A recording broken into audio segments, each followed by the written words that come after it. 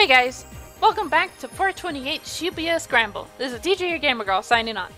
So, in the last episode, we finished up the last two 12 o'clock, not 12, we're on 12 o'clock, the 11 o'clock chapters. We finished Osawa's and Achi's. I got one bad ending with Achi. That's because I didn't, yeah. So, now we're on the 12 o'clock, and we're going to be starting out with Tama. Because I love this girl. And it's a nice, funny break from... her and Mino Dikawa are kind of fun breaks from the kidnapping case and the seriousness from Osawa, Kano, and Achi's stories. And I just want to know what this girl has in connection to any of this. Because it just seems like she's inconsequential. She's just there. But, like I said, maybe, like I said at the end of the last episode, maybe we'll find out later that she has something, that she ends up getting involved somehow. So let's get started. In 1 hour, the Burning Hammer sales demo will begin.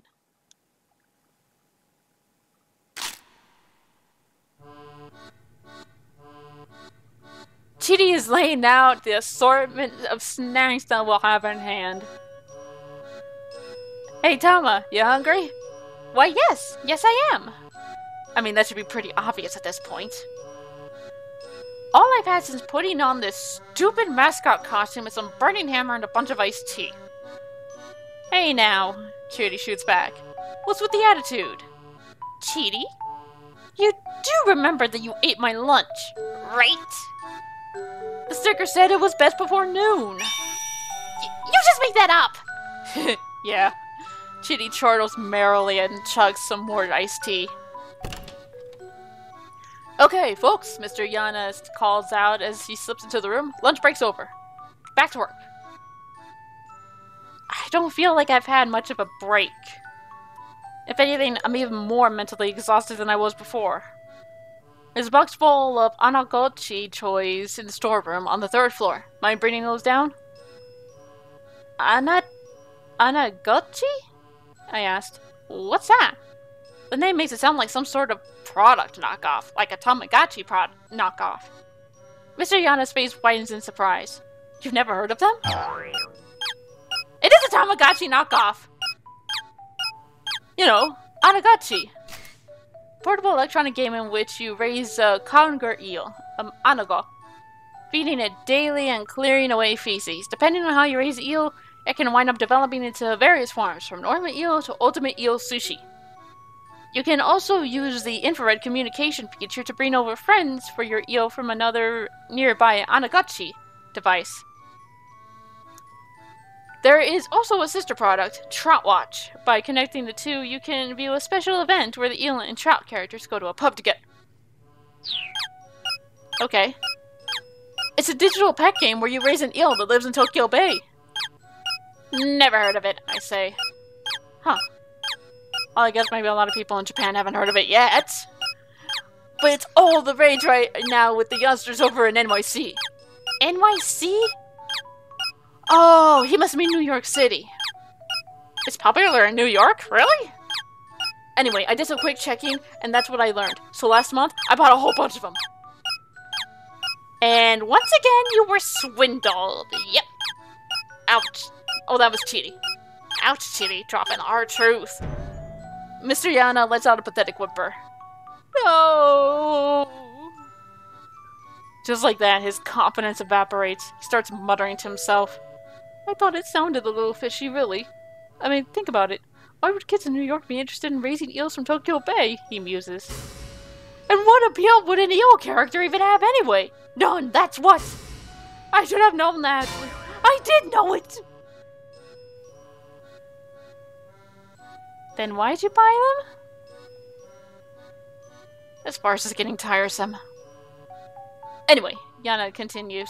It was gonna cost way too much to keep them in storage, so I was just gonna let the recycling guy take them. He heads in shame. In a matter of moments, he's borderline catatonic. The type of eel that gives Anagochi its name, Anago, can be loosely translated as the creature that lives in a hole. Mr. Yana is probably wishing he could crawl into a hole right about now. Chitty, on the other hand, flashes a big, bright grin. Still, you know, it was pretty delicious. Oh, Chitty, Yana blurts. Thank you. He clasps her hands in gratitude. I wasn't exactly complimenting you there, boss. It's the same thing. There's a little bit of me in each of my products. Anagachi and I are the one and the same. There's a brief Anagachi gameplay clip. The trick is to feed your eel proper food and give it a proper exercise. Another important strategy tip is to make sure to obtain the sharp chef's knife when you visit Kappabashi Kitchen Town partway through the game.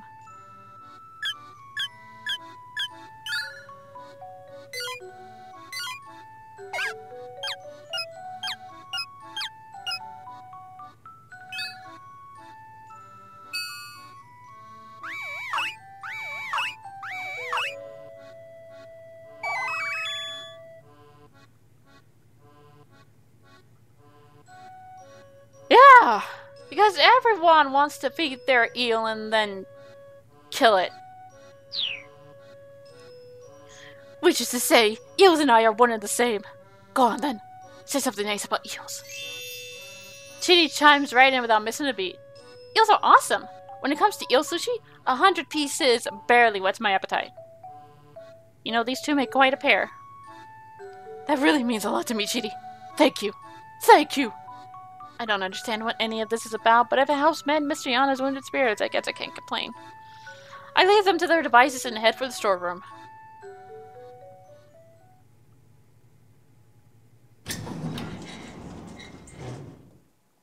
The storeroom door opens with a rough grating sound. Okay, now where's the light switch? I fumble around in the dark, feeling for the switch box. Yeah. For anyone wondering why I'm just using my normal voice when I'm not talking as Tama, I would probably, like, doing Tama's voice all the time would probably get annoying to some people. My costume paws mute the sensations in my hands, even finding that is difficult. I bat the wall willy-nilly until eventually the lights come on. Apparently I found the switch. Even if I didn't feel it. Whoa! What the heck is this?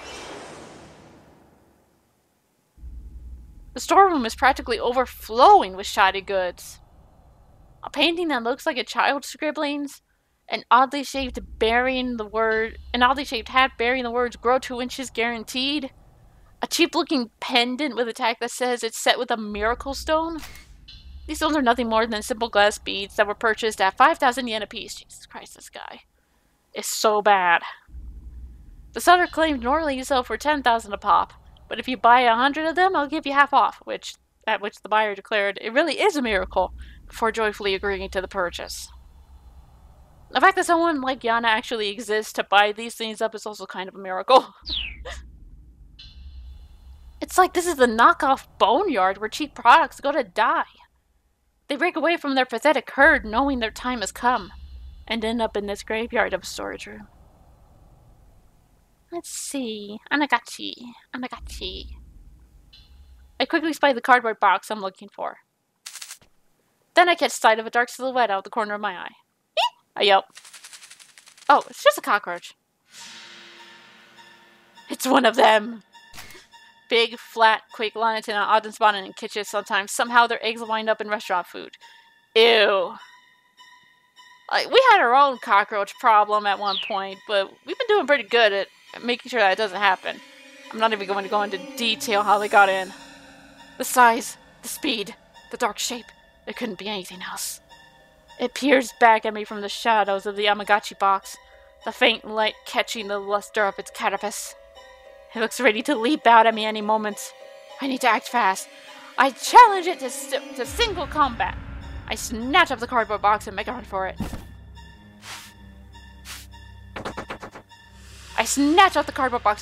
it. That worked.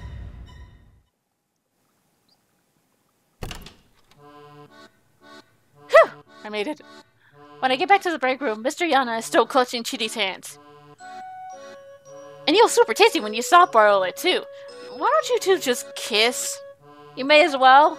You seem like you're made for each other. Thank you. But Temperta style is probably the best. Thank you. Well, Mr. Yana's spirits have certainly turned around. Okay, got it. I hold out the big cardboard box. Excellent, thank you. You girls are the greatest, Yana shouts. His voice resounds with gratitude. Hey, that's it. I just got an amazing idea. Why don't the three of us start our own company? I'll pass. Chitty and I respond in unison. I can just imagine saying it. I don't know what the Japanese for I'll pass is. But I could just see them go. I could just hear them going, "Dame." Man, you two shot that one down quick. Oh well. For today, let's just focus on selling Burning Hammer. By the way, I ask, where is the Burning Hammer? There wasn't any in the storeroom, and I don't see any here either. Oh, that's right. It's all back in the loading dock. We should probably go bring it in. Oh, and bring the Anagachis. The Anagachis with you too. The recycling guy's gonna be showing up soon. Come on, let's go. Chitty and I followed Mr. Yana out to the loading dock.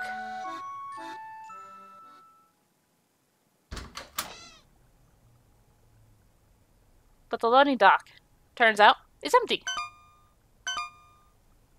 There's no sign of the Burning Hammer anywhere. It's gone, Mr. Yana murmurs.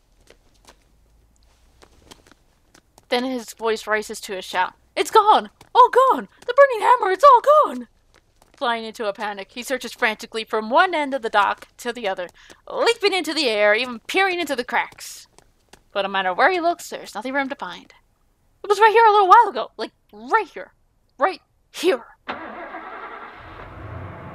hear the sound of an engine revving outside. Mr. Yana cries out in alarm.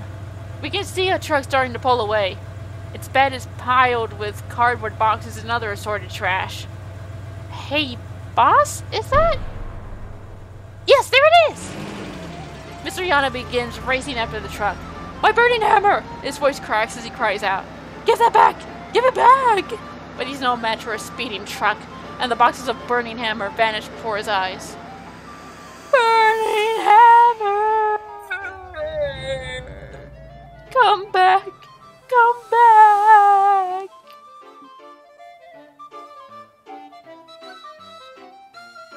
Yana's wailing echoes from the surrounding buildings. It's like something out of a movie. The hell? What's up with that truck? Tama! Who the heck was that? Hey, don't look at me, I reply. With all the stuff piled, it looked just like the recycling guy. As soon as he says it, revelation dawns on his face. The recycling guy! He mutters. I can see the color draining from his face. The word recycling guy gave him an idea. If it was him, maybe he thought he was picking up the Onagachis by mis- We have to find it! We have to find that truck! The man is absolutely beside himself. Chitty, Tama, you two split up and try to track it down. Wait, why do we have to look for it? Again, Chitty and I speak in chorus.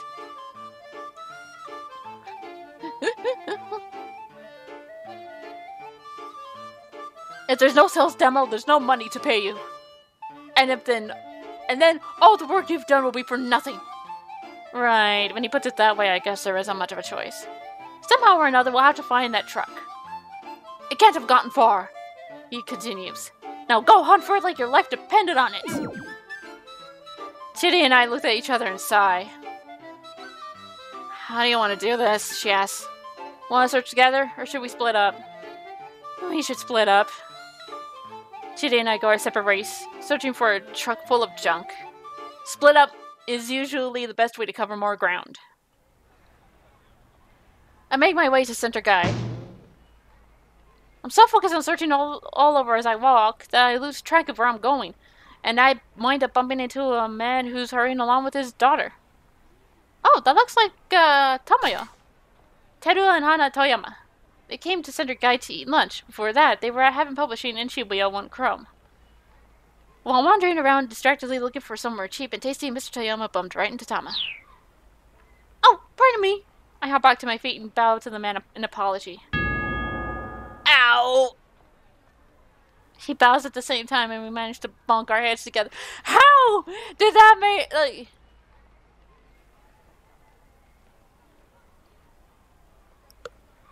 Okay. You're wearing a suit. I guess that thing just like... it moved in close and they... Sorry? As her dad drops to his knees, clutching his head, the girl begins to wander off. Hey, Hana, wait! The man lurches to his feet and rushes after the girl. She seems like an odd kid, only 10 or so, but strangely cold and distant for her age. That or she was just like... Screw this, I'm done.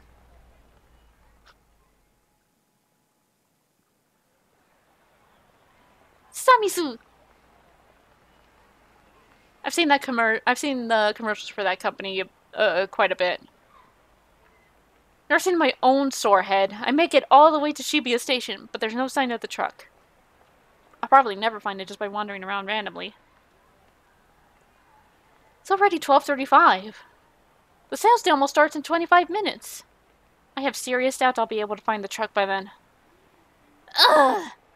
What should I do?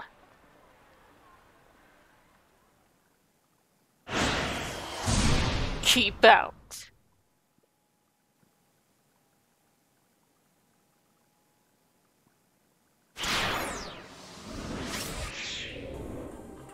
Alright, let's do... Since we saw Toyama, let's do Minorikawa. See if that... Yeah. Minorikawa stood on the sidewalk, weighing his options. Chaki's phone call had thrown him for a loop. He'd expected her to be anxious about doing interviews, but wow, she was a real basket case. Still, that didn't change the fact that he had a schedule of his own to keep. The surveillance camera story had to be his top priority. Chaki would have to find some way to fumble through things on her end. He headed on down Dogenzaka, scanning his surroundings as he went. There were cameras set up on street lights all over the place. There were so many, it was hard to believe he'd never noticed them before. One over there, another just over here. Electronic guys peering down on passerby from high above, where they were tougher to spot. Just how were the people who came to Shibuya reacting to this situation? Hey, you there! Minorikawa called out to a man riding by on a bicycle. Hey, you, stop! The man brought... Oh, it's him again. The man brought his bike to a sudden stop. Taisei Yasuda, proprietor of the Knick-Knack Shop. Roughly 30 minutes earlier, while he was wandering around the JR tracks, picking up lost and abandoned items, Achi foisted off his trash bag onto him. And so he's been in a bit of a foul mood.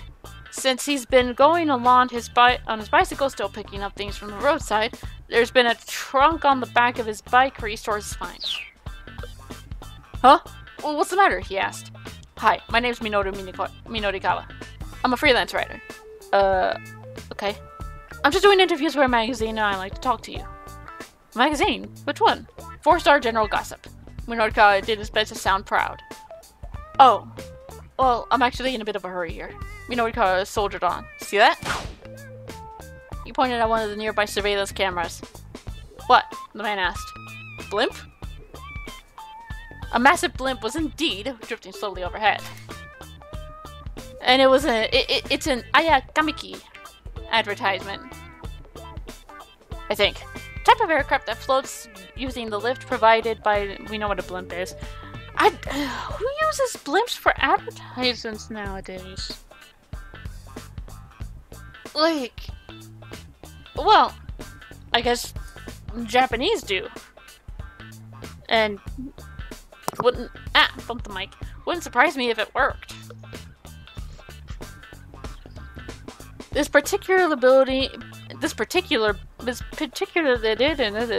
blimp has been puttering around about the skies above Shibuya since last night. No, the camera!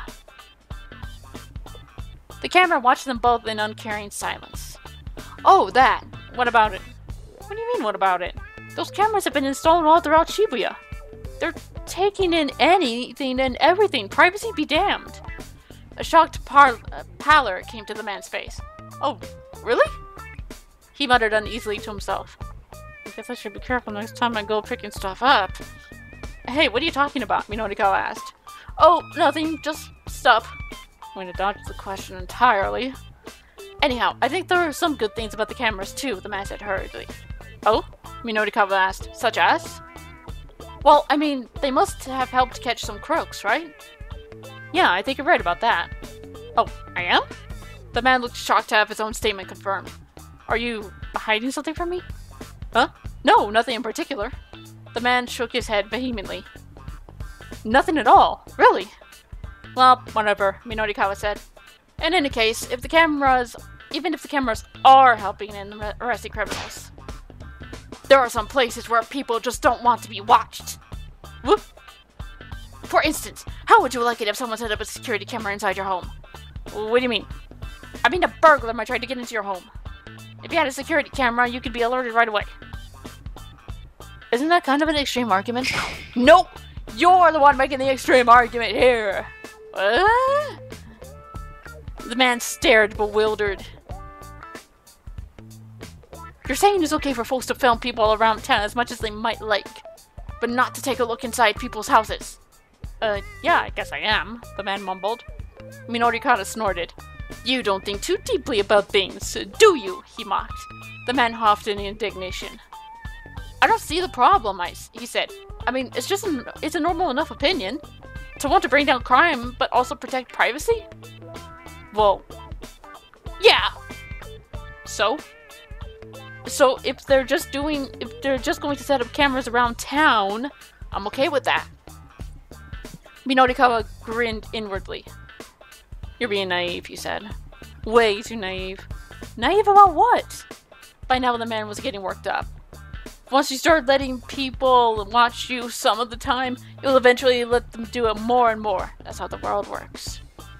A simple change in camera. That's all it'll take to steal the last traces of your privacy away. That's kind of funny coming from you, doesn't it? Doesn't 4-star general gossip get all its scuttlebutt by invading the privacy of others? Since when are you people concerned in personal privacy? Meaning what exactly? Minorikawa asked. You know damn well what I mean. Have you no shame? I've got nothing to be ashamed about, Minorikawa exclaimed. If some celebrity scandal breaks, I write it up in the form of a top-class, socially conscious expose. That's a Minorikawa style of quality. The man rolled his eyes. Please, as if anyone has ever heard of that. Your everyday freelancer reporter say something about how security firms have no right to use cameras to disrupt personal privacy. But not me. Oh no. I'm the only guy who would write a first-class piece on the subject. And you wanna know why? The man's only response was a doubtful look. Because privacy only exists for me to utterly demolish it. Minorikawa finished with a prideful grin. You're kind of an ass. That's nothing but journalistic arrogance, the man replied. The man railed. Oh yeah? Yeah, I'd rather have surveillance cameras any day. If the alternative is some weird gossip piece. This time, Minorikawa didn't have a handy retort. An awkward silence descended over the pair. Right. I see. Minorikawa muttered to himself as he busily scribbled in his notepad. The man was visibly taken aback. Thank you for your cooperation, Minorikawa said at last. You gave me some good stuff. He held up a hand to forestall an angry retort. I realize I probably got you a bit riled up. You'll have to forgive me. What? The man peered up at Minorikawa in disbelief. This is just my interview style. Sorry, I know it's a little unorthodox. Buddy, you're a weirdo, you know that? The man said. Yeah, I hear that a lot, Minorikawa laughed. So can I go now? Sure, I'll quote you as passerby A in my article. Sure, whatever, man. The man muttered. He quickly sped up on his bicycle. Minorikawa now had some material for his surveillance camera piece. He wanted to organize what he managed to put together so far.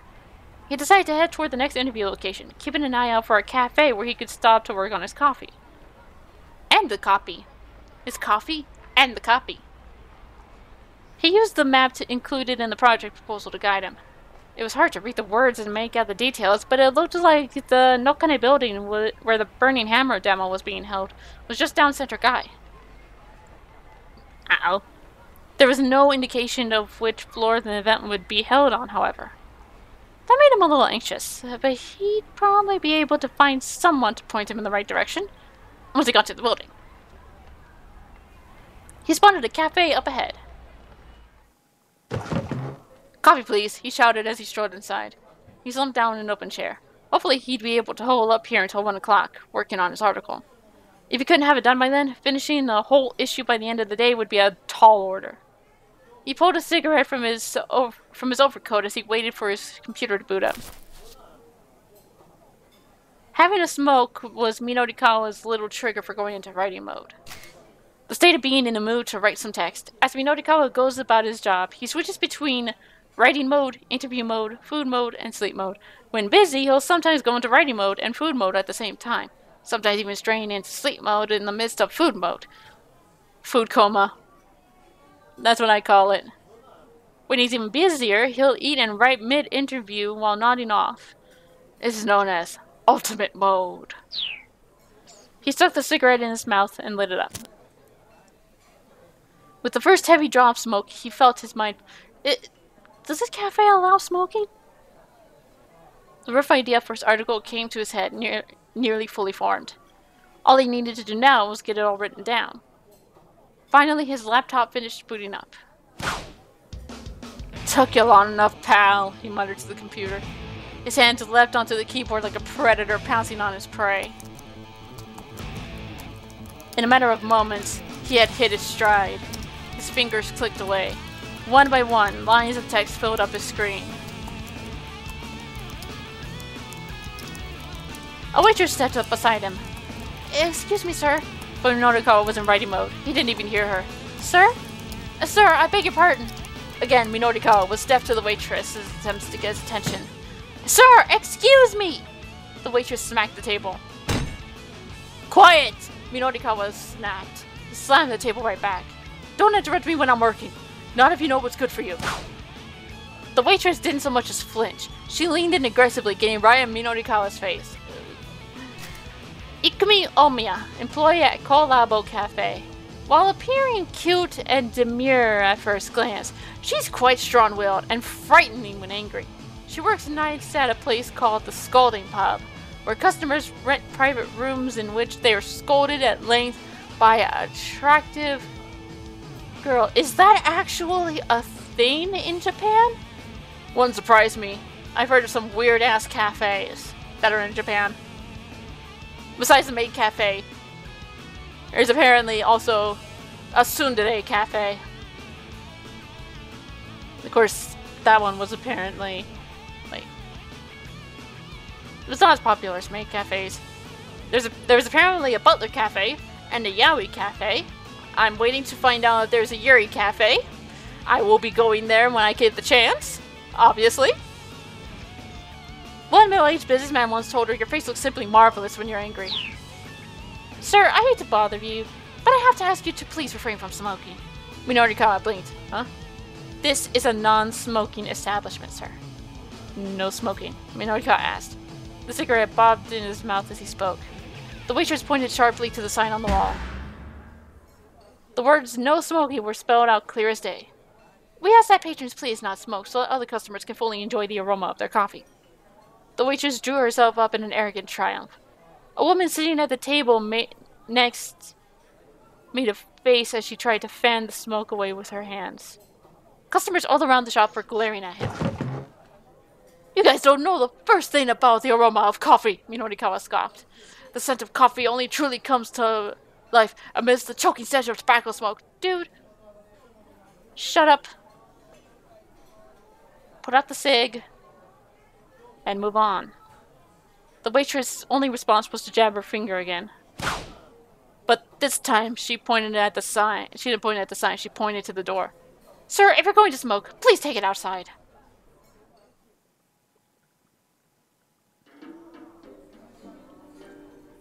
Sometime later, sitting inside the cafe Lotte, Minorikawa lit up his third cigarette. I guess he found a smoking-available cafe. At last, a safe refuge.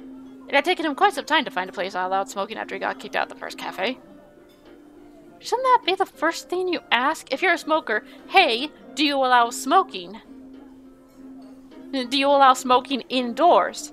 If they say no, if they say no and you need a cigarette, have it outside and then come back in ready to order.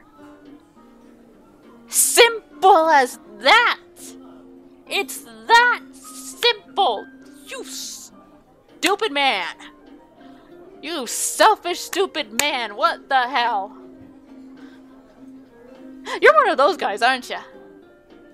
One of those people. There are probably some women out there who do that too. I don't want to generalize. I say guys as like meaning for female and male too. Female and male. It's just, you're one of them, aren't you? In recent years, many cafes and restaurants have phased out the concept of the smoking section in favor of prohibiting smoking across the board. This makes a place like Lotte especially important to smokers.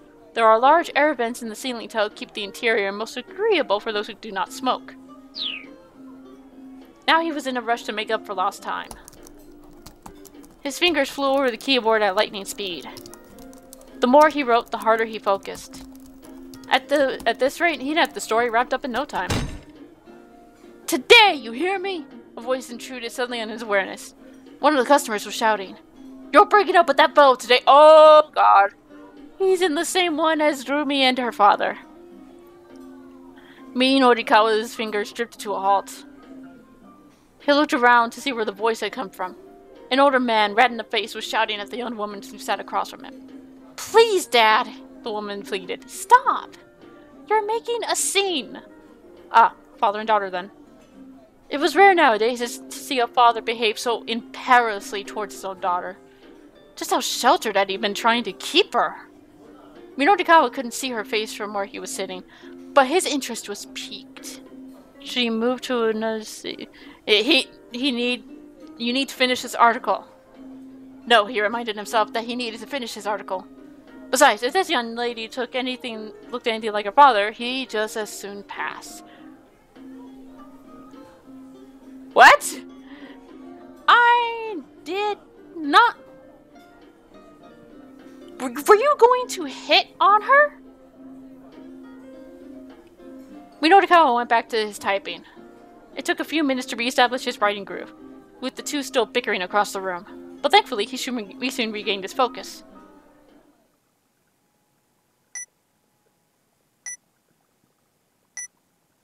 What's that?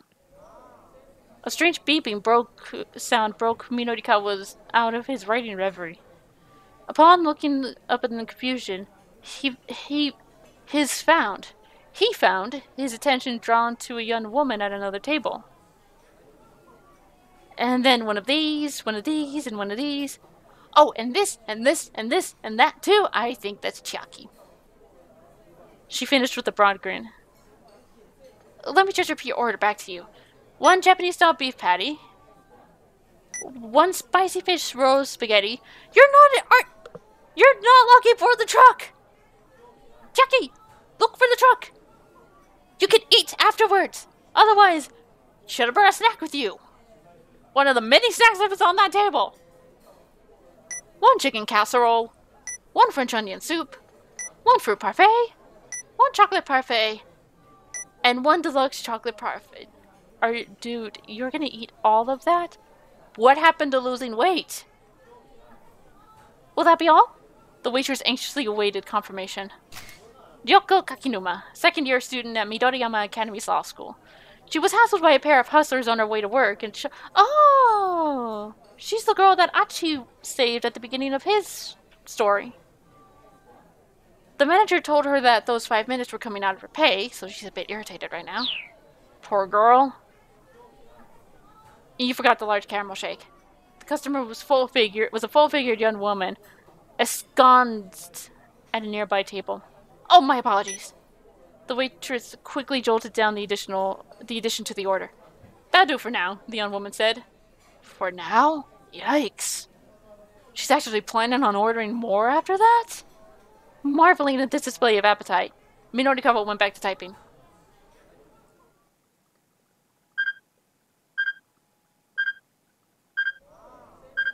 Now what? He heard the strange beeping sound again, totally different from the first time. And this time it was closer. Seriously, what the heck is that? I need to get to the bottom of this one. I'll be able to concentrate. I need to get to the bottom of this or I'll never be able to concentrate. Just where the heck is that sound coming from? He searched his surroundings for a moment. Quickly, he discovered that the noise was coming from his own bag. He pulled out the most important tools of his trade. A bug detector. An instrument for finding listening devices. Since wireless listening devices emit radio signals, bug detectors are designed to use wide area receivers to reveal their presence. Using a detector to find something in this fashion is known as fox hunting.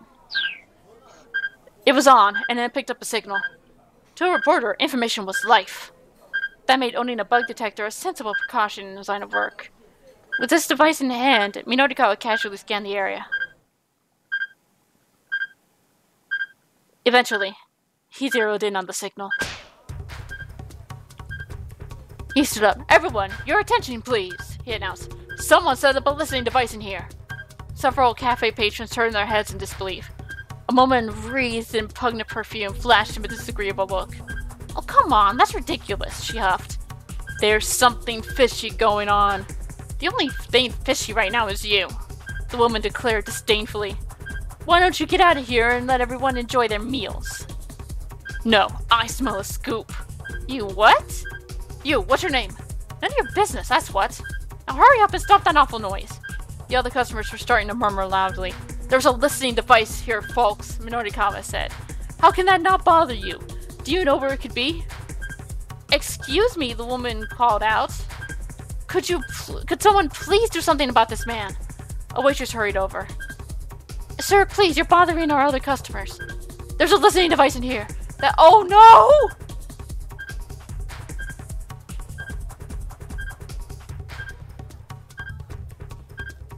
Oh, I'm interrupting the police investigation!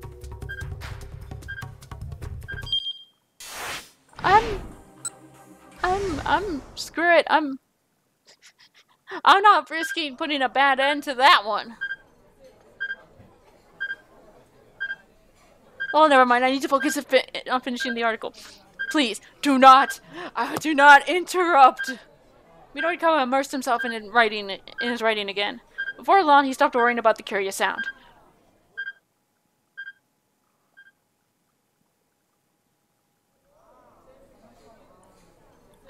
I'm going to end the episode here. That was a close one. I almost... When I recognized Osawa's wife... It's like... Oh, she's in the middle of something. The listening device is from the police. Oh, shit. The listening device is from the police, ain't it? Backtrack. Frickin' backtrack. Alright. That's the end of the episode. We'll continue this in the next one. Till then, this is the Gamer Girl, signing off. Bye-bye.